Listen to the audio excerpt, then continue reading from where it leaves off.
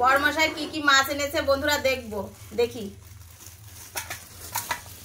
বাবা কি মাছ, বড় বড় কাটলে মাছ। আর এদিকে আছে দেখছি টেপা মাছ। টেপা মাছগুলো ভেজে দিতে হবে বড়মশাইকে। এই যে বন্ধুরা দেখতে পাচ্ছ টেপা মাছ, এই দেখো।